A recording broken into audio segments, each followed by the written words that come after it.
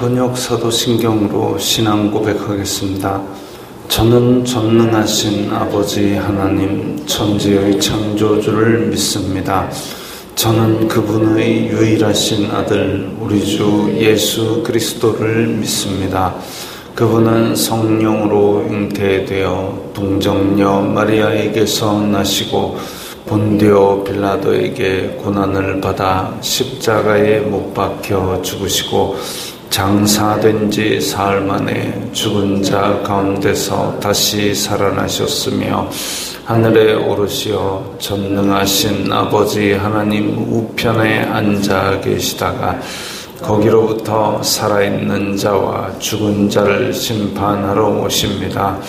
저는 성령을 믿으며 거룩한 공교회와 성도의 교제와 죄를 용서받는 것과 몸의 부활과 영생을 믿습니다. 아멘. 거룩하신 아버지 하나님 감사합니다. 간밤에도 편히 쉬게 해주시고 새벽에 기도하는 자리에 불러주시니 감사합니다. 이 시간 저희들 마음 중심으로 주님을 경외하게 하여 주시옵소서. 예수님 이름으로 기도드리옵나이다. 아멘. 찬송가 322장입니다.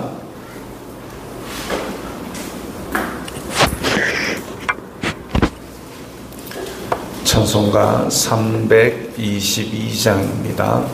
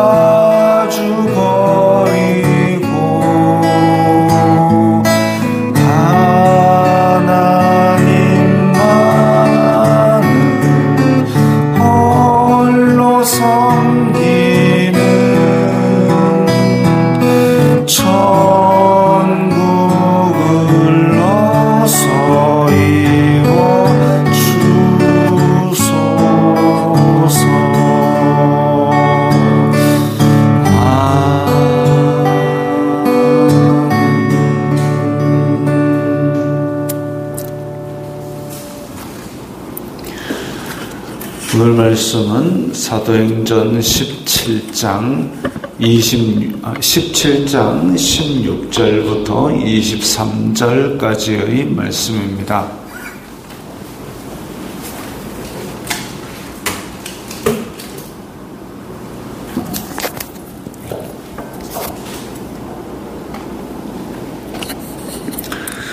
사도행전 17장 16절부터 23절까지의 말씀 함께 읽겠습니다.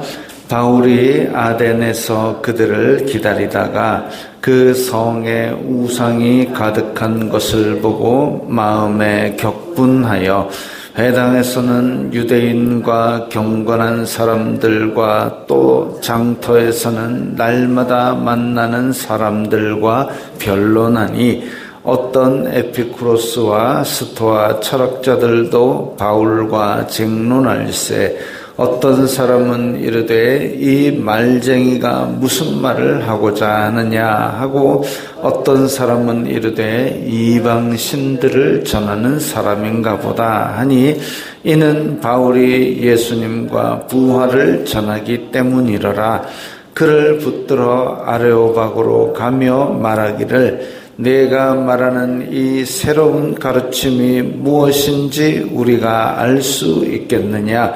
내가 어떤 이상한 것을 우리 귀에 들려주니 그 무슨 뜻인지 알고자 하노라 하니 모든 아덴 사람과 거기서 나그네 된 외국인들이 가장 새로운 것을 말하고 듣는 것 이외에는 달리 시간을 쓰지 않음이더라. 바울이 아레오바고 가운데 서서 말하되 아덴 사람들아 너희를 보니 범사에 종교심이 많도다.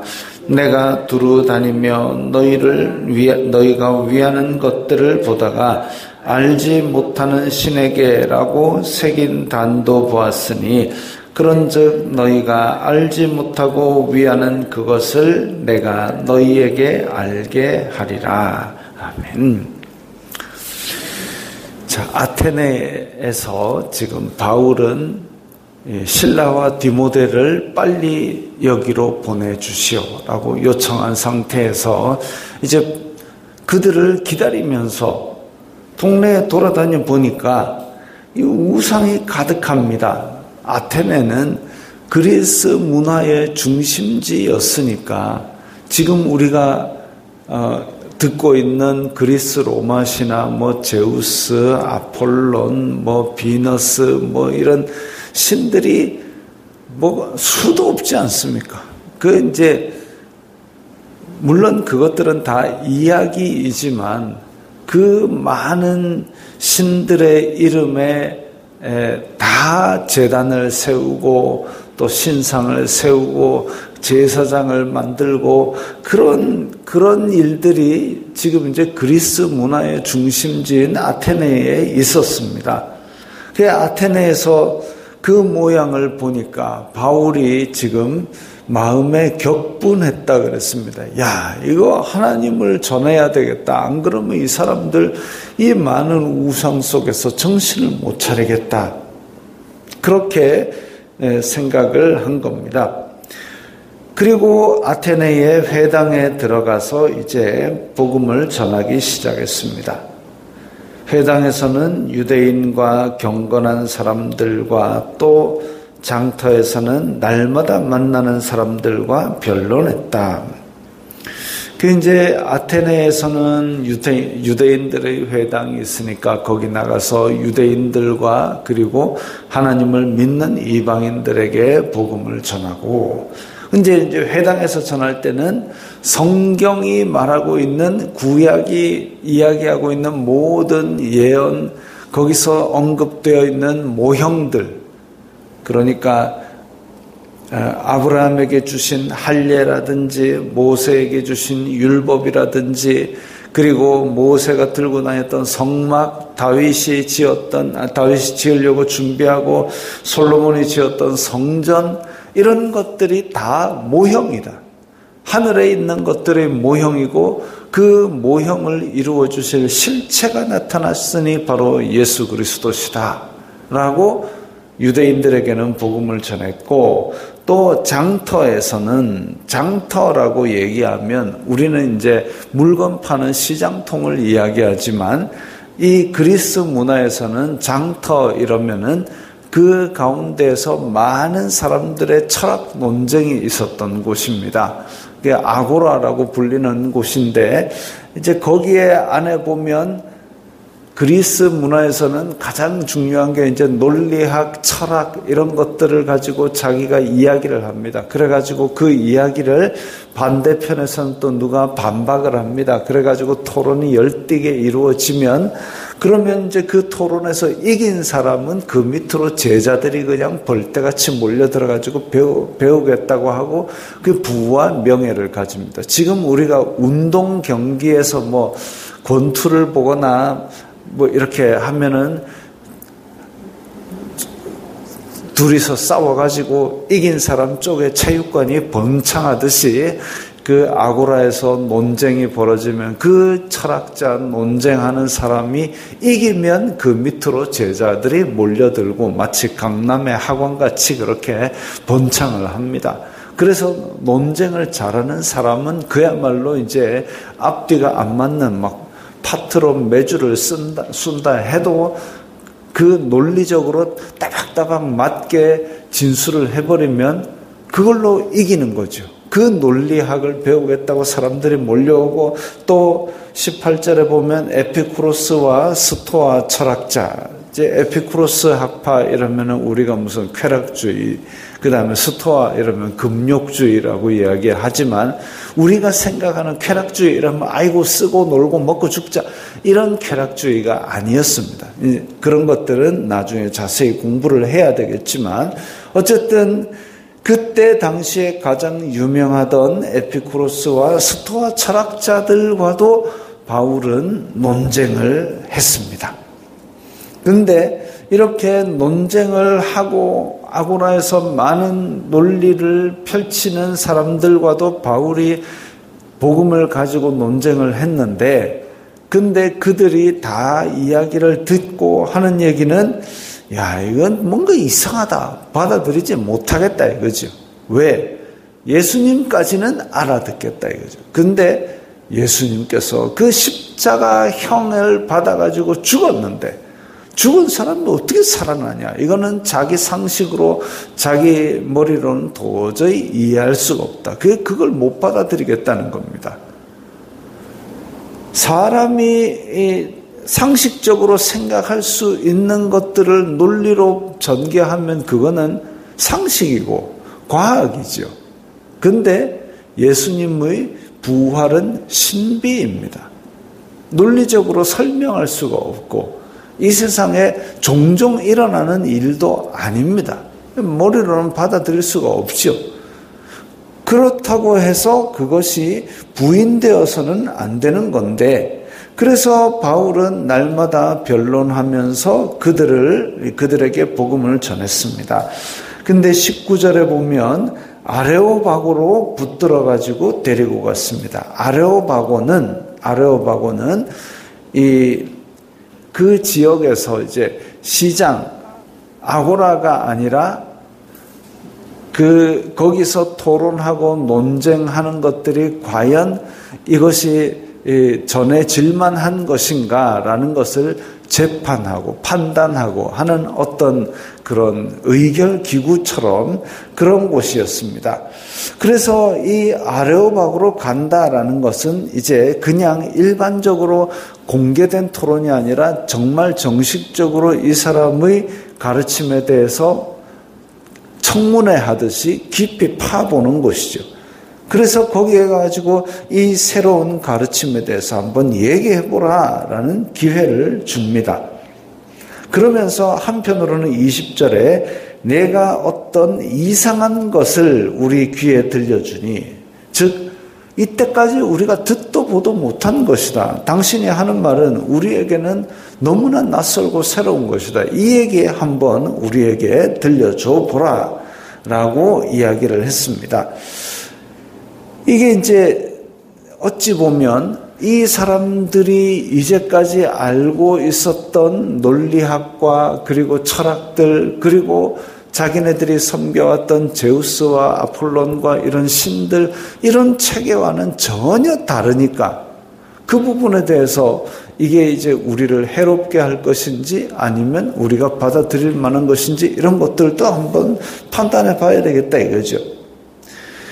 21절에 모든 아테네 사람과 거기서 나그네 된 외국인들은 가장 새로운 것을 말하고 듣는 것 이외에는 달리 시간을 쓰지 않음이더라. 이 동네 사람들은 그렇게 해서 새로운 지식과 이런 것들만 가지고 계속 듣고 논쟁하고 이런 걸로 시간을 쓰는 사람들이었습니다. 어찌 보면 아테네라는 곳은 그 수많은 그리스 철학자들이 공부를 해가지고 이제 나도 이 정도 됐으면 아테네 가지고 한번 이름을 떨쳐보지 않겠네. 이런 무대였습니다. 그러다 보니까 아테네는 그것만 가지고도 사람들이 몰려드는 도시였다 이거죠.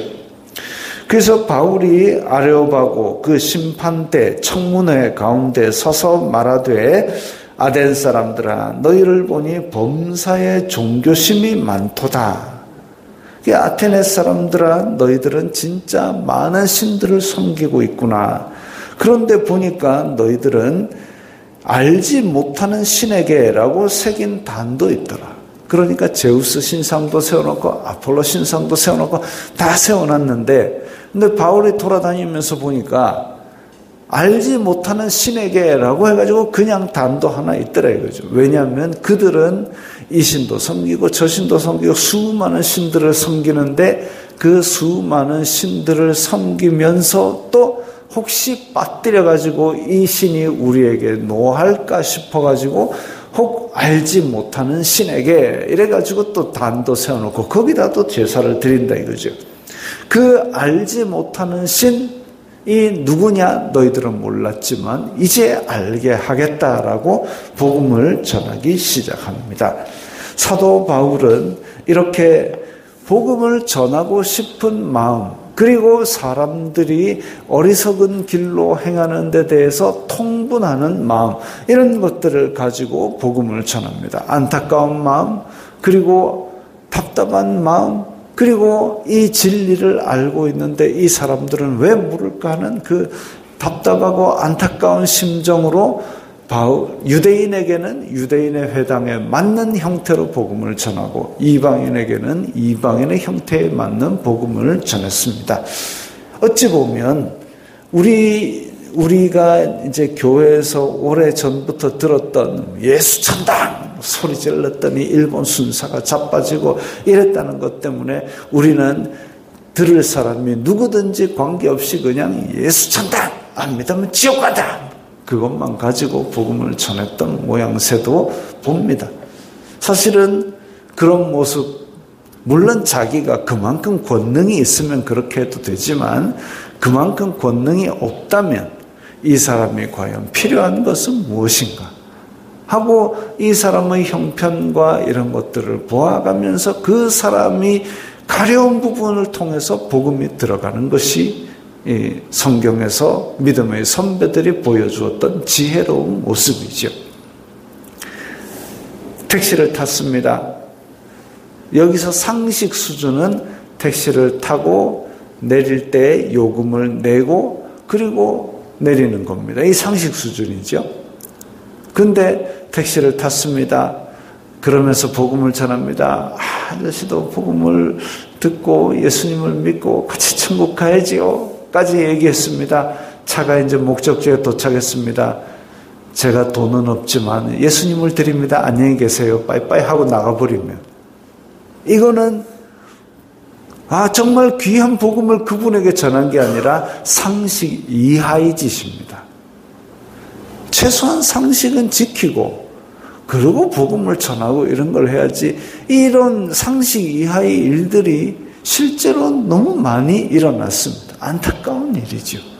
복음을 전할 때는 그야말로 비둘기같이 순결하고 뱀같이 지혜롭게 그런 마음을 가지고 복음을 전하는 것이 맞습니다. 성령님의 도우심을 간구하면서 그리고 복음 들을 사람의 영혼을 위하는 사랑하는 마음으로 그냥 내가 돈이 없으니까 이거 얘기하고 그거 아니고 그분에게 정말 원하는 것, 좋은 것, 귀한 것들을 다 줄 수 있겠다라는 그런 마음을 가지고 그러면서 지혜롭게 복음을 전할 기회를 잡아야죠. 그렇게 해서 바울은 유대인은 유대인에게 적합한 방법, 이방인에게는 그 알지 못하는 신 너희들이 섬기고 있지만 이것이 바로 하나님께서 천지를 만드신 하나님께서 우리에게 보내신 예수 그리스도시다. 이렇게 복음을 전했습니다.